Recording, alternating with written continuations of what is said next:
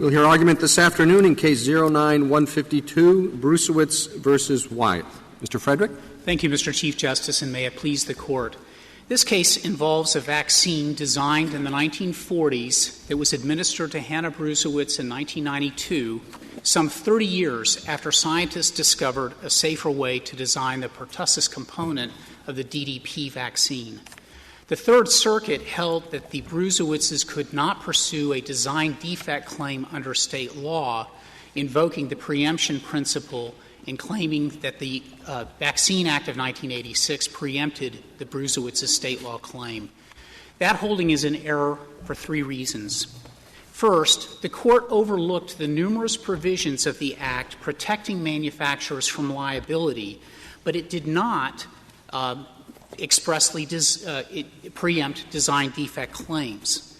Second, the Court misconstrued the word unavoidable in Section 22B1's federal law defense. And third, the Court adopted a policy that exposes children to unnecessary safety risks. With respect to the first reason, in the 1986 Act, Congress created a program, the vaccine program, that was funded by surcharges on the vaccines that users used, and out of that fund designed a program to pay compensation to persons who were injured by vaccine-related acts. Congress also provided a mechanism for exhaustion through the vaccine court program before a person claiming injury could pursue a state law cause of action. In creating federal law defenses to the state law that was designed to govern such actions, Congress established certain defenses. But all of those defenses apply on a case-by-case basis. There are no absolute provisions that preclude a state law claim. The Third Circuit misunderstood that basic principle. The defenses that the Vaccine Act created for manufacturers include such things as a regulatory compliance defense for failure to warn claims, a learned intermediary doctrine that's instituted at a national level, the imposition of comment I'm sorry, Mr. Fred. What's the point you're trying to make? That because there are a whole bunch of provisions designed to help manufacturers, that this one can't possibly also be designed to help manufacturers? My point is that when one looks at the specific language of 22B1 against the backdrop of these other provisions, it's clear what Congress was intending was to enact a national defense, but not to displace state law completely.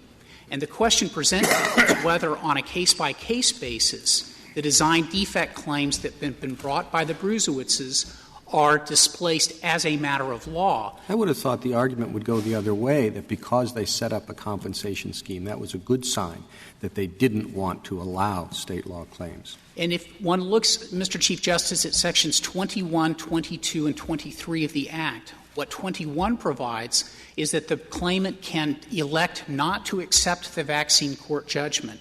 Section 22 provides the standards of responsibility, and Section 23 provides the mechanisms for trial of the state law claim. And 23E provides that the evidence of the vaccine table and what happens in the vaccine court shall not be admissible in the state law claim. Section 22B1 refers to side effects that were unavoidable even though the vaccine was properly prepared and was accompanied by proper directions and warnings. If the term unavoidable was intended to carry its ordinary meaning, what need was there for the rest of that language, even though the vaccine was properly prepared and was accompanied by proper directions and warnings? If it was improperly prepared or didn't have proper directions and warnings, then the side effects are avoidable.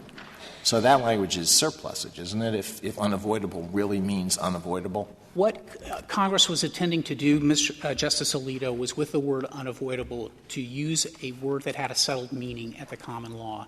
And that settled meaning referred to the design of the product in light of the current state of scientific knowledge. That drew directly from Comment K to Section 402A of the Restatement of Torts.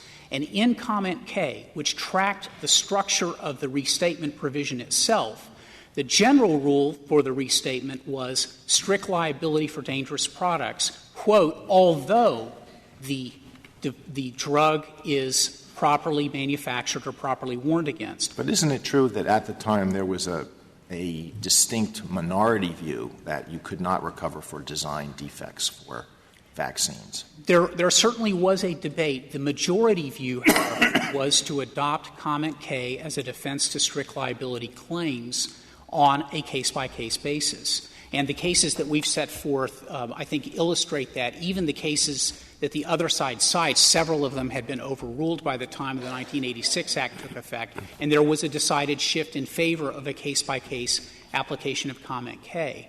And in the 1987 report, Congress made very clear it intended to preserve that case-by-case approach. That is set forth at page 50 of our brief, Justice Alito. So when one looks at both the words that Congress used in 22B1, the debates that occurred, and the committee reports that explained what Congress is intending here, we believe the intent is unmistakably clear to adopt Comment K as a defense to. But you haven't really answered Justice Alito's question as to why the later language is not surplus. If indeed it bears the technical meaning you say that it bears, that later language is surplus. It's not surplusage if one reads Comment K and understands what the drafters there were intending to get at, which was if based on current scientific knowledge the risks are unavoidably unsafe, meaning there's no way in science we can design a safer product, there will be a defense to a claim of strict liability unless or provided that the product is properly manufactured and warned against. This was a proviso that was intended to ensure that the focus be kept on the unavoidable, unsafe aspects of the design of the vaccine. Now, the other side's view takes other words of 22B1 and renders them surplusage. And I'm looking now at page 19A of our reply brief where we've set forth the statutory language if you want to follow along here. What the other side's view is that after the word if, following the date October 1, 1988, I'm at page 19A of the reply brief, the addendum. Under their view, all of the words that follow the word if and through even though become surplusage, because under their reading, the manufacturer is relieved of liability if, quote, the vaccine was properly prepared and was accompanied by proper directions and warnings, and renders the entire concept of unavoidability surplusage. So our view is that what these — Say that again. I don't follow it. Tell me that again. Under their — Justice Scalia, if looking at B1 on page 19A, following the date October 1, 1988, right. Under their view, after the word if, the phrase, the injury or death resulted from side effects that were unavoidable even though, is surplusage. Because in their view of the statute, Congress created a complete exoneration from liability if the vaccine was properly prepared and was accompanied by proper warnings. They take the concept of unavoidability completely out of the statute. And the word unavoidable had a settled meaning. There were numerous cases that had construed that meaning in light of the 20-year history of Restatement Section 402A. So I take it the government is urging that unavoidable means unavoidable in the vaccine that has gained FDA approval. Justice Ginsburg, that position is incorrect, and there is empirical evidence indicating that the manufacturers, let or least Mr. Johnson, testified that the problem with the 86 version of the statute was that it allowed for design defect claims to go forward, and he urged there to be a regulatory compliance defense. So you're asking us to interpret this statute in light of his testimony at a hearing? What I'm saying is that Congress had choices, and one of the choices was to adopt the regulatory compliance defense for design defect claims, that it chose not to do that. It seems to me the language supports the reading Justice Ginsburg has just suggested, or the government suggests, with the use of the word the. It says the effects were unavoidable even though the vaccine was properly prepared. Your position is, well, the question is whether unavoidable if you could have prepared a different vaccine. But this says unavoidable even though the vaccine was properly prepared. Right, and it's preceded by the word if, Mr. Chief Justice, and if suggests — I don't see if. It's right after the date, 1988. He's if. if the injury resulted from side effects. So it is looking on a case-by-case basis in that context whether the vaccine created the injury or side effect that is being complained of. Yeah, Mr. Frederick, I have this problem with your interpretation. As has been said, the government interprets unavoidable to mean unavoidable with respect to the vaccine that has been approved. If it doesn't mean that, if it simply means unavoidable with some other vaccine, well, you could always avoid them if you have a vaccine that is significantly less effective. What other vaccine are you comparing it with? Justice Scalia, let me try to clear this up in this way. All these vaccines are approved by the FDA. And the question is whether you give a presumption of design correctness for all time based on the FDA's approval of that vaccine. This vaccine was approved. Well, I understand, but the plaintiff comes in and says, look, you could have, eliminated this, and this, and these side effects would not occur. Of course, the vaccine would only be effective in 75% of the cases, but nonetheless, it was avoidable. And that's why the concept of unavoidability as a defense always rested on the current state of scientific knowledge. In the 1960s, letterly science — That doesn't answer my question. I acknowledge it rests on current scientific knowledge. But current scientific knowledge would enable you to design a drug that does not have these side effects, even though it's significantly less effective. And there's no criterion as to how much less effective it has to be to qualify and so forth. Whereas the government's interpretation of the word ties it to a particular vaccine. Justice Scalia, the way these cases were construed, and we've cited them in our reply brief, the standard was whether or not it was as safe as a feasible alternative, but was as efficacious but safer as a feasible alternative. That's how the state court. It has to be just as effective. It has to be efficacious. That's correct. Just as effective. I'll concede that point. The problem here was that an efficacious design existed as of the 1960s, and the internal documents indicated that literally. Saying that, but didn't I understand correctly that drug was withdrawn from the Japanese market in which it had originally been? No, let me clarify. There are two theories here by which there was a design defect claim. One concerned a product by Eli Lilly called Trisolgen. That was a split-cell vaccine that was developed and sold in the 1960s. It was demonstrated to have far less serious effects for encephalopathy and other residual seizure disorders and problems. Was it proven that it was as effective? Yes, it was, and it had 65% of the market. And could it be used for all five? There are five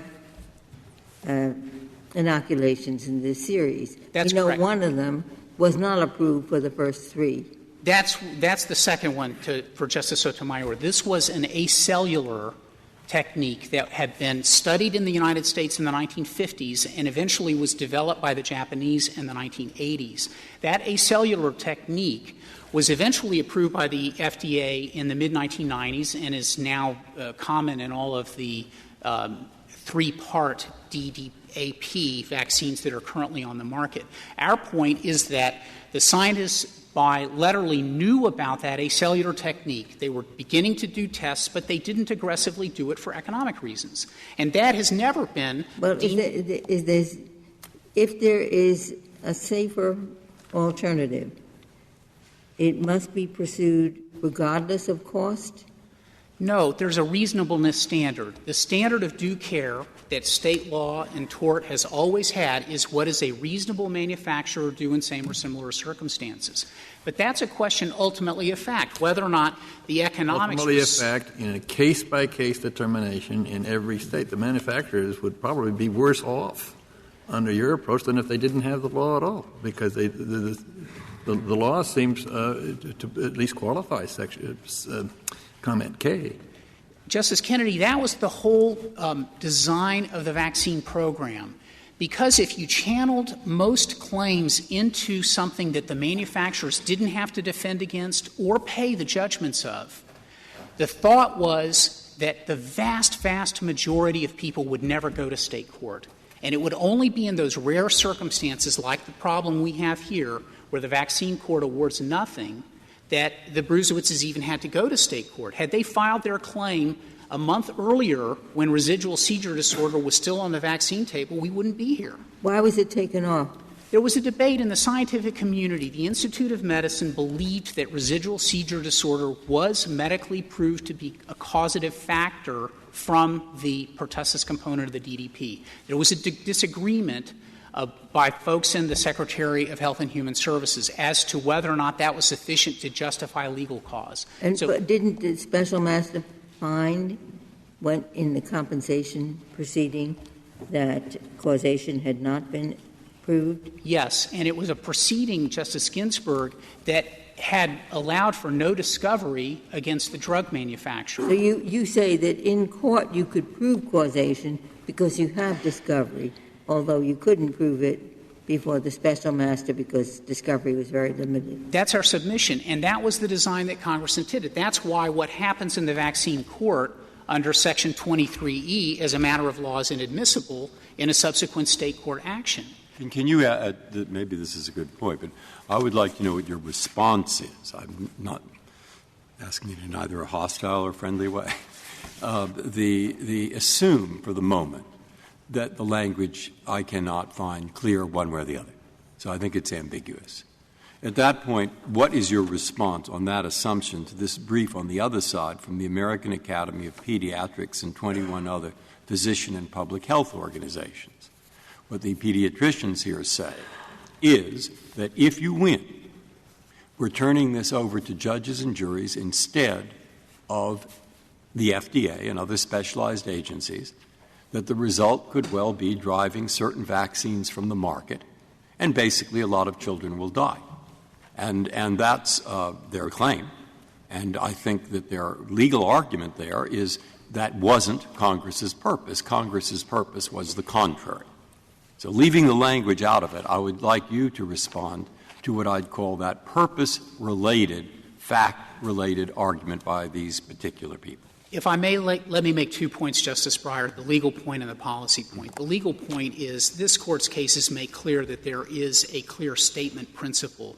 Before Congress is presumed to have displaced state law, it must act with a clear statement, and that's true in the 11th Amendment context as well as the preemption context. So if you conclude there's ambiguity, we should win. Well, there's another case on that where we're going to have to go into, which is, does that mean every bit of it has to be clear? Does it mean the intent has to be clear? That's a complicated area, but I'll put that aside for the moment. Here, 22A answers that question as a matter of law because it says state law provides the general rule. Now that's the legal point. The policy point is that by channeling the vast majority, and the SG's brief says 99% of the people who go through vaccine court accept the judgment of the vaccine court.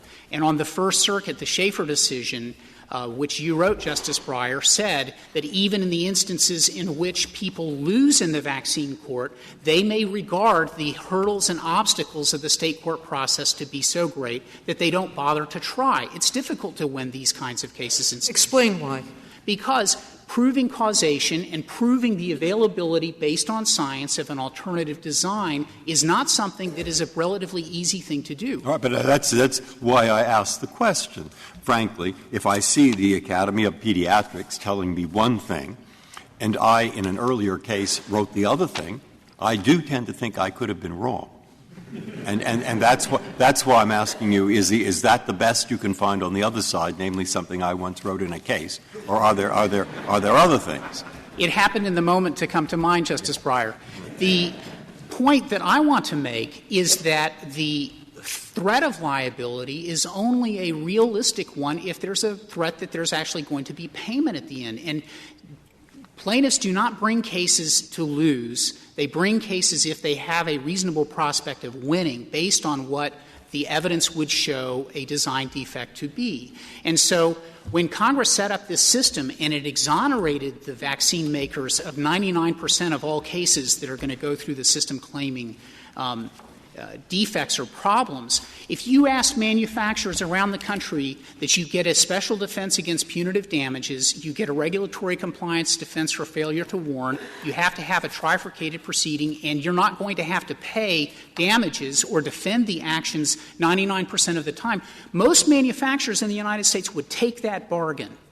And so the it question, would depend, I suppose, on what they thought the judgments were going to be in the 1% of the time. Right. It doesn't take too many $60 million verdicts to make you come out on the other side of your calculus. And that's why, going back to the wording of the statute, Mr. Chief Justice, in Section 23, where Congress said for someone who had elected not to accept the judgment in 21, you get to go to state court and try to prove your claim. Anyone could go to state. I mean, somebody who won in the vaccine court could go to court on the argument that the amount was insufficient, the amount of the compensation. There's no foreclosure of anyone to come to court. Is that right? That's correct. But you have to fight through the defenses that Congress erected in 22B1, B2, and C, which are quite difficult defenses to prove. What would happen if the drug manufacturer sought FDA approval of an alternative vaccine and the injury occurred during the period while that was under consideration by the FDA? That's just too bad? A harder case, but not one that couldn't be proved under state law. The negligence inquiry would look into whether or not a reasonable manufacturer would have tried earlier and more aggressively to obtain FDA approval. Here, we think we can meet that standard because we had a drug that was on the market, the split-cell trisulgin, that was proved to be safer and just as efficacious, and it had been on the market until Wyeth took it off. After Wyeth concluded that when it purchased the rights from Eli Lilly, it couldn't manufacture the vaccine trisulgin in a way that it gave it the profit stream that it wanted. When trisulgin was owned by Lilly, you said that it was approved and marketed. Was that one available for all 5 inoculations? Yes, Justice Ginsburg. That was used for all through the series for children's vaccination for DDP.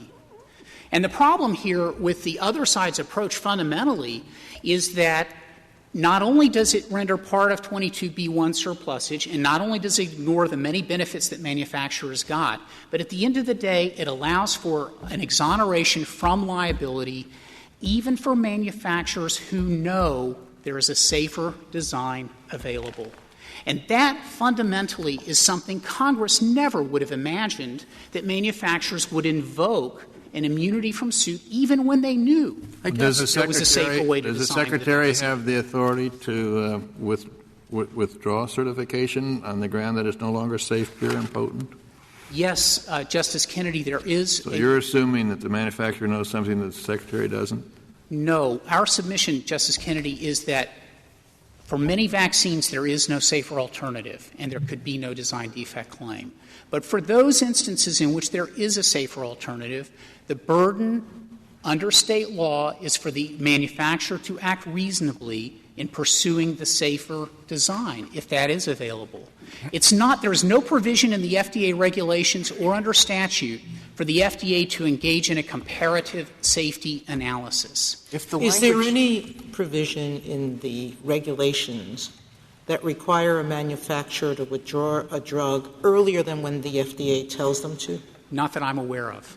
So this immunity would come along until they go to the FDA and say, well, we've gotten enough incidents to prove That's harm. correct. And this very vaccine, Justice Sotomayor, was taken off the market in 1998. And the product that Wyeth used as the substitute for it says in its package insert, this is a safer vaccine than the triimmunol that we've taken off the market. But I'm not sure that in most cases you're going to be able to tell immediately you're marketing one vaccine and something else is either being tested or about to be approved or is on the market, that's safer, particularly since you have to look not only at whatever injury, mortality rates, but also efficaciousness. or efficiency, I guess, in terms of the vaccines. You don't know right away. Somebody comes in, here's a different vaccine.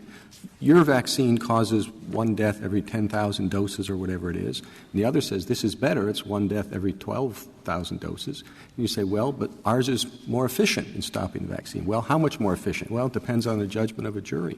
And the manufacturers win that case, probably, Mr. Chief Justice. I mean, it's a practical matter. But you assume that there's no cost or burden to the manufacturer to defend these suits, to assess settlement offers. This is a tremendous expense. Only if you accept the proposition. It may well be that the manufacturer has to settle a meritorious case. We all know that. Yes, but, Justice Kennedy, that's after an exhaustion process through which they've gone through the vaccine program and the person is dissatisfied with the remedy that's provided. So in these vast majority of cases, unlike drug cases where there's no channeling mechanism, here the vaccine fund is designed to take care of the vast, vast, vast majority of those kinds of claims. And it's only in those rare circumstances where there would be a state law suit. If I could reserve the balance of my time. Thank you, Mr. Frederick. Ms. Sullivan? Mr. Chief Justice, and may it please the Court, Congress enacted the National Childhood Vaccine Injury Act against the backdrop of a wave of tort litigation that threatened to drive manufacturers out of the business of providing So why vaccines. didn't they make the vaccine court exclusive?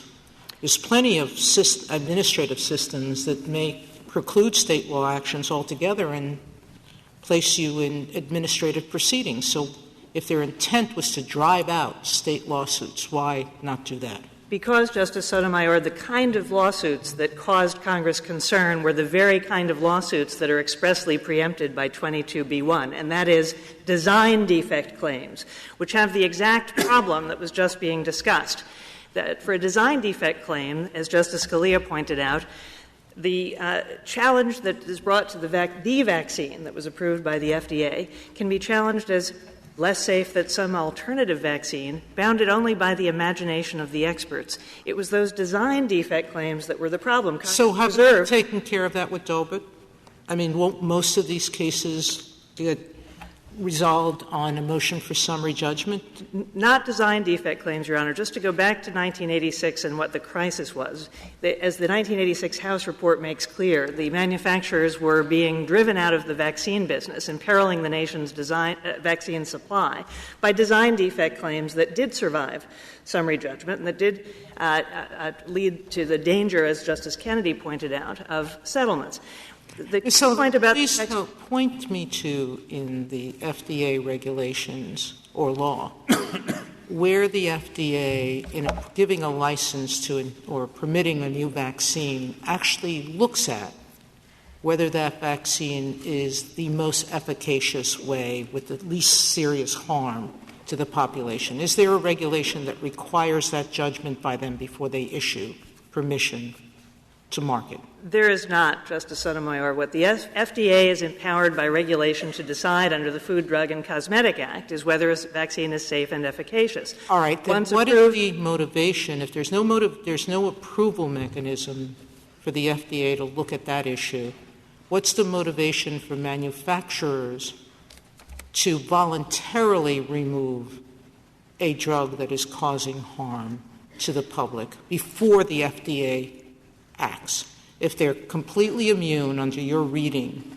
of this preemption statute, what motivates them to act more quickly? The Act itself, Section 27 of the Act, let me just go back and describe what Congress did in 86. It said we have a crisis, and it created three things to solve the crisis. A preemption provision that said let's end these design defect claims that are causing the problem. But let's provide compensation. Ms. Sullivan, if Congress had wanted to do that, they could have said simply that no vaccine manufacturer may be held civilly liable if the vaccine is properly prepared and accompanied by proper directions and adequate warnings. That would have been the simplest statement. Congress didn't make that statement. They were asked to amend the statute to make that statement, and they didn't. I mean, if you wanted to make it clear that there's no design defect liability, then say that. No civil liability unless improperly prepared improper directions or warnings. The language that they used is certainly, to say the least, confusing. This unavoidable, side effects that were unavoidable. Well, why did they need to put that in there if what they were concerned with was to cut out liability for design defects? Justice Ginsburg, let's go back to the text and read the two clauses together. And our main point here is, as Justice Alito and Justice Scalia have already pointed out, the petitioners rendered the even though clause surplusage. We read the two clauses together. And let's read them together against the backdrop of the three kinds of product liability claims that could be brought: design defect, manufacturing defect, and failure to warn. The statute references two out of the three, and we believe that, and the government believes, that the reason that was done was to say that the third, omitted kind of claim, design defect claims, were preempted. The two that were allowed, and Justice Sotomayor, this is what makes it different from state pure administrative schemes. This does preempt design defect claims, the omitted claim. It allows manufacturing defect claims, and it allows warning claims subject to the presumption in 22b2, limited under to your warning view, claims. when does the manufacturer have to come forward and acknowledge that there is a defect in the design? Well, Justice Kennedy, the manufacturer is subject to ongoing reporting requirements under Section 28 of the statute. And I think that if you think there's ambiguity in the text, as Justice Breyer suggests, we can go to the structure of the statute. And let me just mention a number of features of the statute. Could you please just answer that question? What is the motivation for the manufacturer to either continuing the testing of their product and voluntarily stopping it if a better design has been found by someone else, or even an inducement for them to find a better design if a competitor comes around? Because I don't see why they should stop until they've caused as many injuries as they need to before the FDA says stop. Well, what's the inducement for them to do it voluntarily? Yes. First of all, Justice Sotomayor, Justice Kennedy is correct. The FDA can order removal from the market. That's I don't ask about the FDA. But the reason why the manufacturer's motivation. And Justice Sotomayor, the reason why the FDA has never had to use that nuclear option is that it works closely with manufacturers long before it needs to be used, and that's because of the rest of the structure of the Act. I'd like to focus on what Congress did in 86, in addition to... Well, before you get to that, I think you're saying that the answer to Justice Sotomayor's question is nothing. Manufacturers have no reason to take the vaccine off the market until the FDA tells them to. That's not correct, Your Honor. So the Section 27. Section 27 distinguishes vaccines from other drugs. Section 27 says that the Secretary of Health and Human Services shall have an affirmative mandate to promote safer vaccines and to reduce the number of side effects. And the Vaccine Act didn't just eliminate design defects. But if the manufacturer is slow or remiss or negligent or willful in not giving the information to the government, there's nothing the injured person can do. There is still complete preemption under your view. Of design defect claims, Justice Kennedy, but not of warning claims. And there are grave consequences if a manufacturer withholds knowledge of adverse effects from the FDA. Section 22b2. Does the victim of that withholding have a private cause of action? I don't see anything in this that would give... There is not a freestanding cause of action, but if you look at 22b2, you see that the manufacturer will lose its presumption that its warnings were correct. It will be subject to warning suits in state court if it withholds information from the FDA without the benefit of the presumption. But and if you look at Ms. Sullivan, the warning claims, the manufacturing claims, those are always avoidable.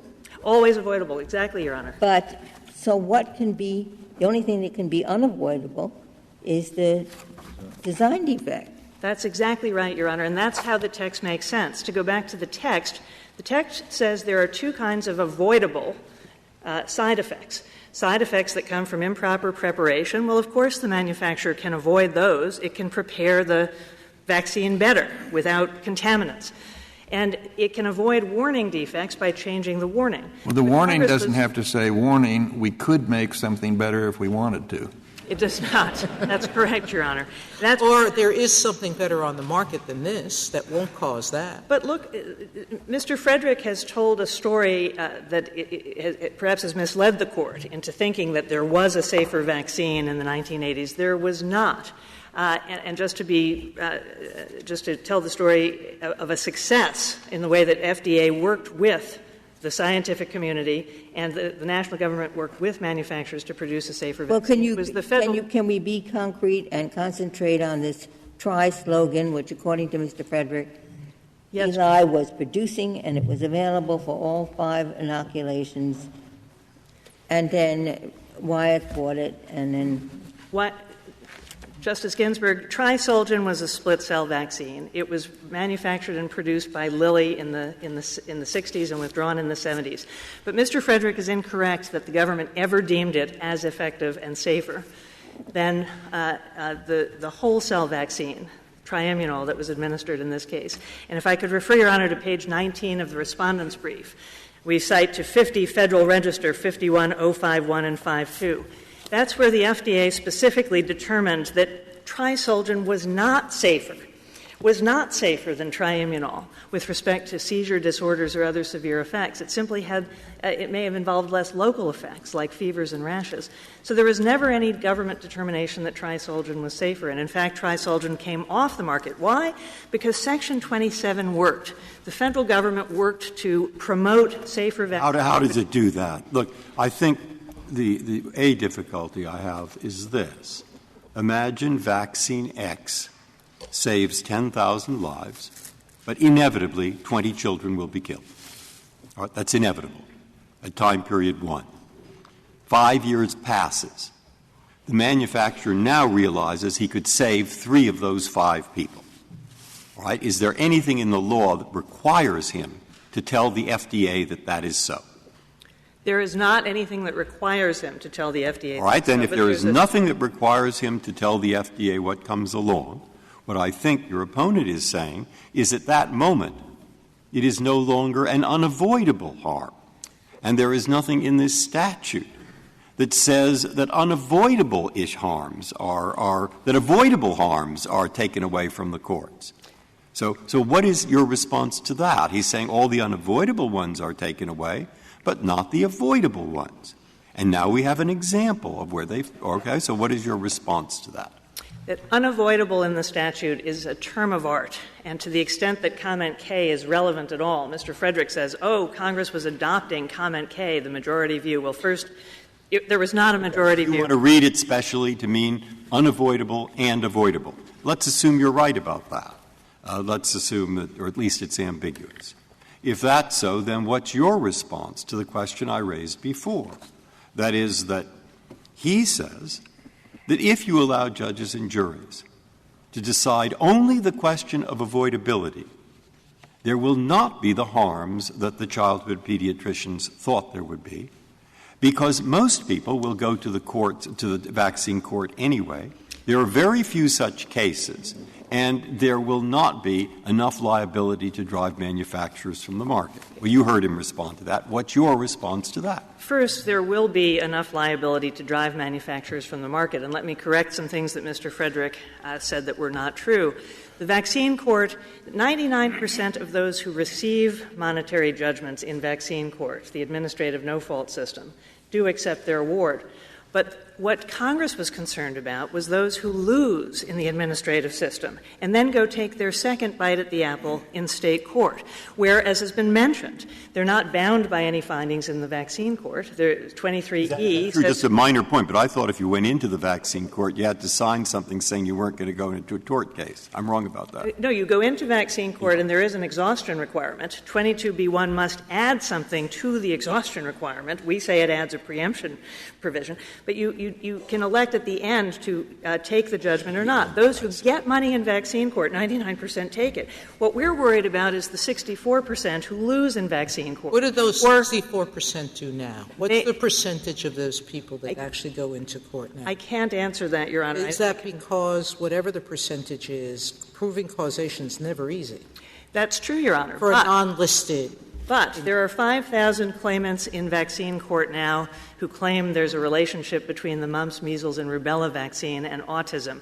They have lost all 6 test cases, and when the individual cases are resolved, that is 5,000 potential claimants in state court. Congress was worried about episodic waves of fear about vaccines leading to future litigation. They took care of existing claimants with vaccine injuries back in 1986 with the compensation system. The reason they put in 22B1 was to prevent future litigation in state court where manufacturers could be driven from the market by the fear of liability that had in 1986 involved the withdrawal of insurance, the escalation of insurance costs, the withdrawal of one manufacturer from a vaccine market. And today there are very few vaccine manufacturers, and the risk to the vaccine supply on which the nation's protection from contagious disease depends upon the existence of that stable supply of vaccines. If Congress was so clear as you're describing it, then why didn't it adopt the provision that said failure to develop a safer vaccine would not be grounds for liability? Your Honor, Justice Ginsburg, I think you have to look to the rest of the structure of the Act to see what Congress did here. It did 3 things that make vaccines quite different from other drugs. And this is not a situation where the FDA has to monitor 11,000 drugs, of which it wouldn't even care if they came off the market. Government doesn't care. But the proposal was directed to vaccine. To vaccine. Failure to develop a safer vaccine would not be grounds for liability, and Congress didn't enact that. Your Honor, Congress enacted a preemption provision that we think within the 4 corners of the provision of 22B1 preempts design defects. It has a carve-out for the 2 kinds of suits that are allowed, manufacture and warning defects. The clear holding of the rest of the text is that design defect claims are precluded. Compensation makes sure that people who do have injuries from vaccines are taken care of. The rest of the structure of the Act injects the federal government into driving the vaccine development process in a way that it does not for other drugs. Congress wants people to take vaccines. It wants us to inoculate all our children. It wants us to have compensation to assure people who are injured that they can get some money to take care of their children's disabilities. But Congress wanted to make sure that it was driving, that the federal government, the FDA, the Centers for Disease Control, together with the NIH, together with task forces, we're driving research to make safer vaccines. You're making an assumption that has a flawed premise, which is that their only concern was protecting the manufacturers. Not at all, Your Honor. It couldn't have been, because they compensated victims. Not only did they compensate victims, but they permitted victims to go into state court. So it can't for manufacture and warning claims. For manufacturing and warning claims. No. That's your assumption. My point is that if we're talking about what the purpose was, you can't assume that 2 the purpose was compensation and the protection of the vaccine supply. Justice Sotomayor, the clearest way I can show you that what you're suggesting is there's no compensation for an injury that was avoidable in its normal sense, which is if this drug had not been sold, another drug had been used, the person would have avoided their injury. Well, there's no such drug here. Acellular vaccine was not approved by the FDA for use in infants under 2 until 1996. It was approved for children over 2 in 1991. That's because in this country we require clinical studies that weren't required in Japan a decade earlier to make sure that drugs Sounds to me that you're going to win on summary judgment. I don't see — I do understand the cost of litigation. It can be very, very onerous.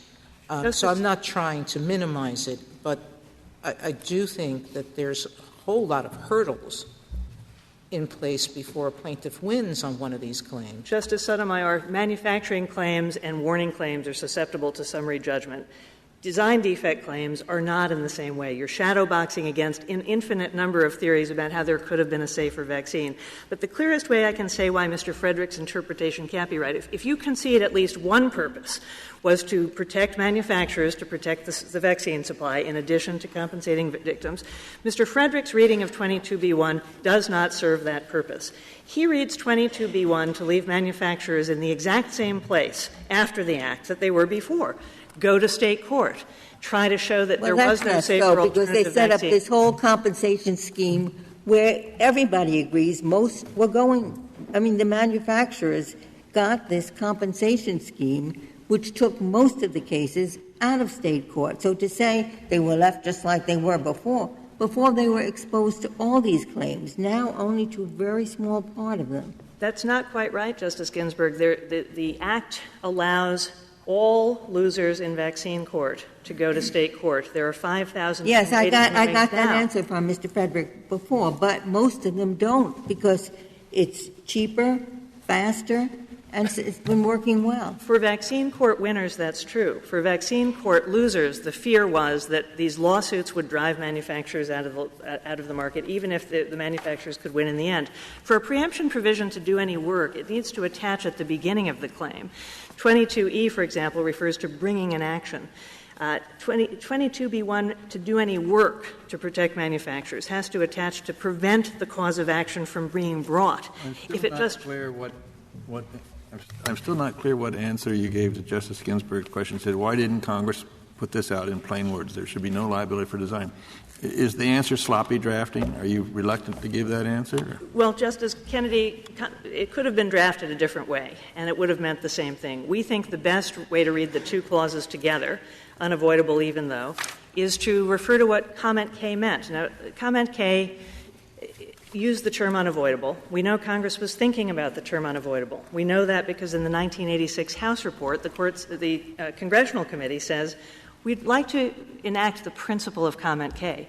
Well, what is the principle of comment K? The principle of comment K is that there are some products so useful that we want them to stay in the market without design defect liability. They can only be sued for manufacturing or warning defects. Those are the only two kinds of suits you can bring. In our view, comment K was Congress's denomination of vaccines as comment K. Sorry, 22B1 was the denomination of. Thank you, Ms. Sullivan. As a comment K product. Thank you. Thank you.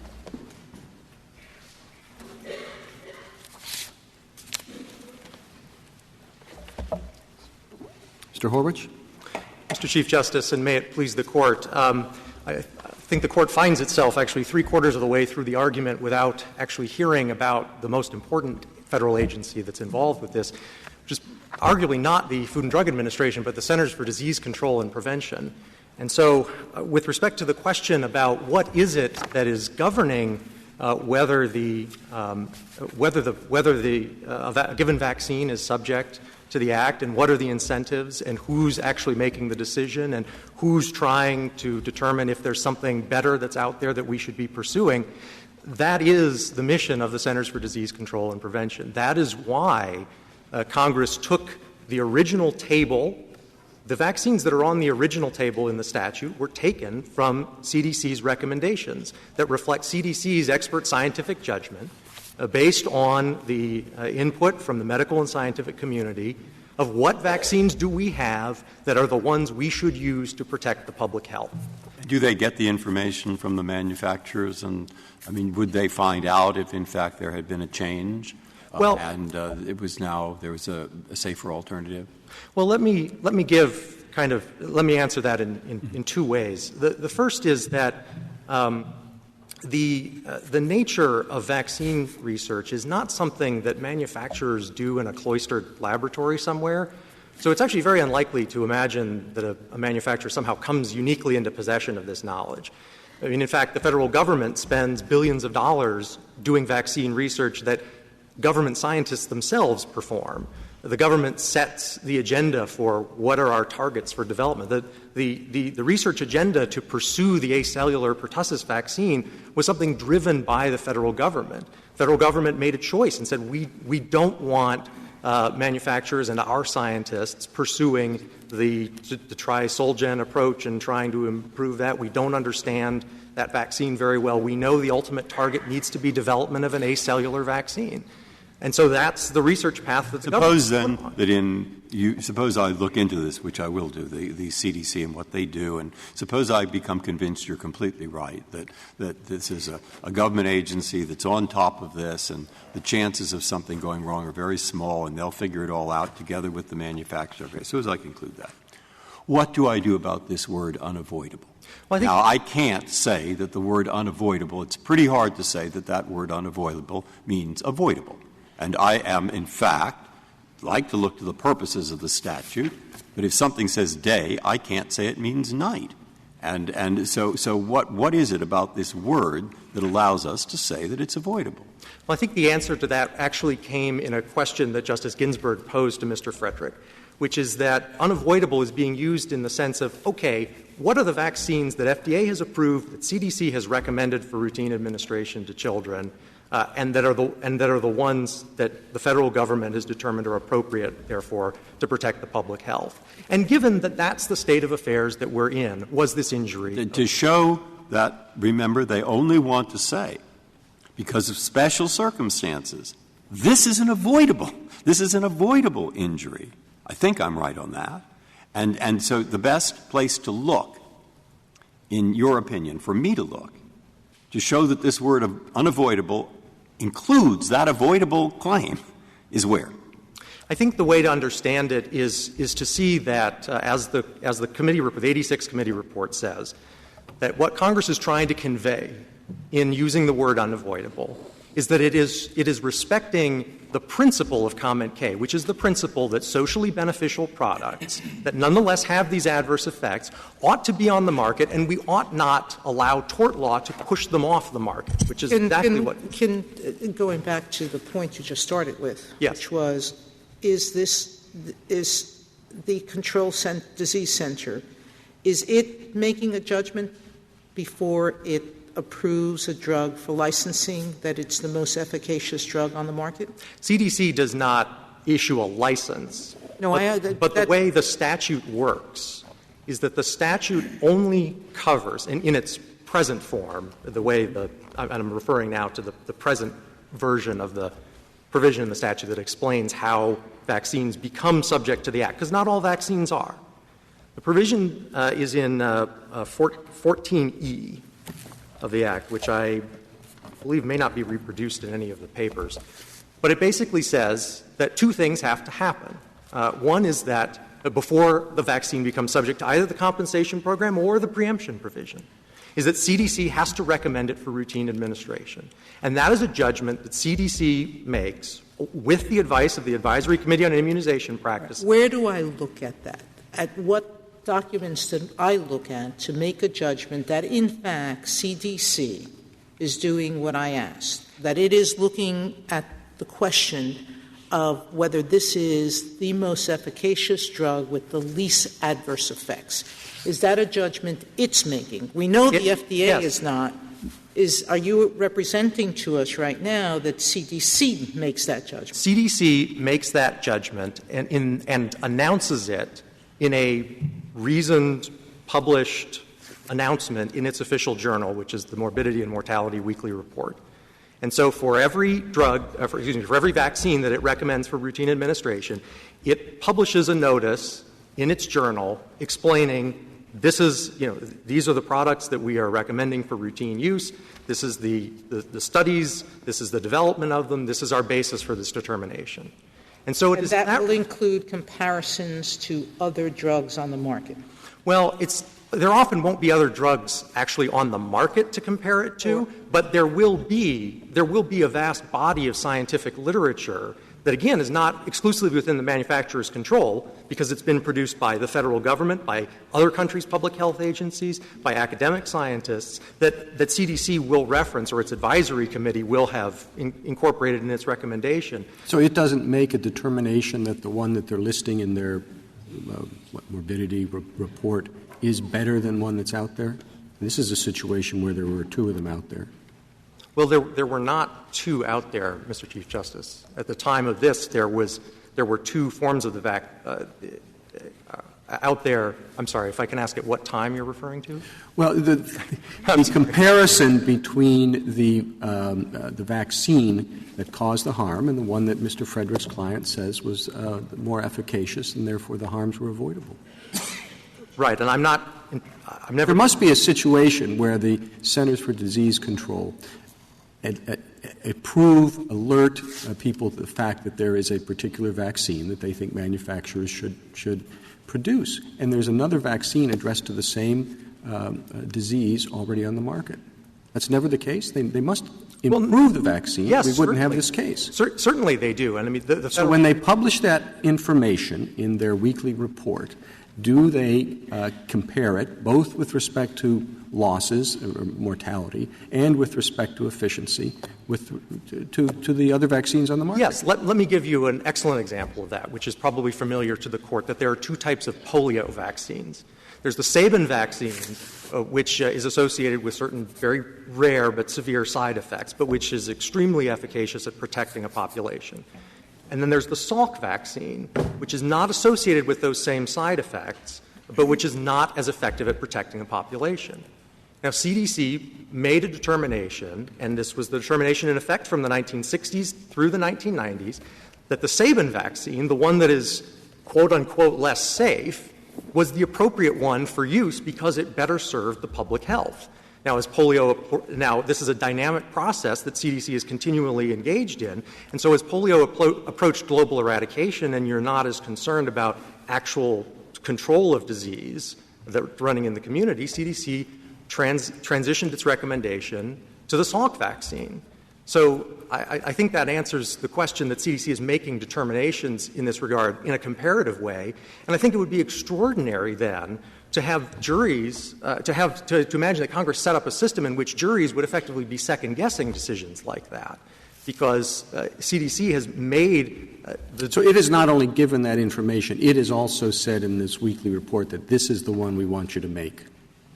Yes. Now, I mean, they're not lawyers, they're scientists. Correct. And so they may not use these exact words, but you're saying whatever word they're used, what they have is an ongoing process to say this is the best vaccine available. Is that right? Yes. And part of that ongoing process, as we described in our brief, is a unique system of monitoring and following up when there are adverse events. So that we gave the example of the committees have manufacturers on them and government scientists and university people and others? I'm sorry? The committees have manufacturers and government scientists and university professors and others? Yeah, my understanding is actually the manufacturers are relatively less represented on these committees, in the sense that the manufacturers are, in some sense, doing the manufacturing, but a lot of the research agenda is really driven by the federal government. Thank you, counsel. Would you explain one feature of this? There was the allegation that there were an unusual number of adverse reactions to the particular lot that this child's third vaccine came from, and that those adverse reactions were not disclosed to the doctors. And this child's doctor said, if I had known about that unusual number of adverse reactions, I never would have used this vaccine. Is there any actionable claim for that, for not disclosing that there were an unusual number of adverse reactions to this particular lot? If I may. Sure. Yes, absolutely there is. Because that claim is either in the nature of a labeling claim or in the nature of a manufacturing defect claim. And the district court here and the Court of Appeals both treated that question not under preemption, but on the facts. Summary judgment in this case was granted purely on the absence of a disputed issue of material fact. Thank you, counsel. Claims. Mr. Frederick, take 5 minutes. Thank you. The only law cited by the government today was Section 14 of the Vaccine Act. It's not reproduced in the materials, but it is the title of Section 14 is a vaccine injury table. It's about recommendations that the CDC makes as to which vaccines will be on the vaccine table, so that when the person goes through the vaccine court process, you can look and determine whether or not, on a no-fault basis, the vaccine is listed on the table or not listed on the table. May I ask you this question about something that Mr. Horwich said? Under your understanding of this scheme, if a person suffered a very serious injury as a result of the Sabin vaccine during the period when the CDC recommended that over the Salk vaccine, would the injured person have a claim for design defect if the person could produce experts who said the CDC was wrong, that they should never have made this recommendation? It's not that the CDC would be wrong, Justice Alito. There's a difference between strict liability and a no-fault arrangement, and where negligence would be asserted that a reasonable manufacturer would have come forward with information about a safer design. So what Congress explicitly rejected, and they voted this down in the Energy and Commerce Committee, was a regulatory compliance defense solely on the basis that the FDA had approved the design. This might be what Congress wanted, and it might be the better policy. But your answer to my question is that yes. That would permit a lay jury to say, relying on experts produced in court, the CDC got this wrong. The Salk vaccine was really the better one. There was a design defect. Yes, that would be a viable design defect claim. And let me give you an example right out of the Joint Appendix in this case. In 1965, Letterly's researchers determined that Lilly, the trisulgin, had a, quote, superior product. That's at page 245 of the Joint Appendix. That was in 1967. 8 years later, the internal scientists at Letterly wrote a memo to the head of Letterly and said, we recommend that we approach Lilly for its pertussis vaccine process and or continue to bid on foreign contracts for this product line with the intent of increasing volume. They had made the determination they were not capable internally of doing a safer design, and they knew that for 8 years, and they nonetheless kept the wholesale pertussis in its market, and the documents in this case indicate they did it for economic reasons. And the whole idea behind having design defect claims is to put manufacturers to the duty of putting out safest possible products in light of what the science holds. The CDC, there are no regulations that the government cites in its brief or today saying that the CDC does the kind of comparative analysis for safety that is provided under state law design defect claims. Well, their argument is that the CDC will do it better than juries. That's what I heard him say. And, Justice Breyer, there are now 6 DTaP vaccines on the market. The CDC doesn't distinguish between them, but if it comes to pass that the science would indicate that one of them was woefully not as safe, and here, their argument is that the vaccine industry is going to go out of business. This vaccine that's at issue in this case was taken off the market in 1998. So I thought Mr. Horwich told me that the CDC does compare new vaccines to the ones that are out in the market. He cited no law. So you think he was incorrect in that assertion? I'm not. So we can go back and look at these weekly reports, and they're either going to say this is better than the one that's out there or they're not. Yes, and if you compare that to what Congress wrote in the statute, our submission is that Congress's words in Section 22 take precedence. No, I'm just trying to find out what your position is on that. Do they compare it to existing vaccines or not? We found no law that gives the CDC the authority. I'm not asking about law. I'm asking a matter of fact. Whether you open up this weekly report. I'm sorry, Mr. Chief. And you open up the weekly report and it says this new vaccine is better than the one that's out there or not? I'm not aware that the CDC does the kind of granular comparisons that would go to the level of safety that is at issue in this kind of case. And that's what's important here. We're talking about trying to eliminate some of the most horrifying and horrible incidents of injury through vaccines that we compel children to take. And the whole idea behind Congress's scheme was to balance having vaccine supply available with providing a generous form of compensation to those persons who would be injured. Thank you, counsel. And so the case is submitted. The Honorable Court is now adjourned until tomorrow at 10 o'clock.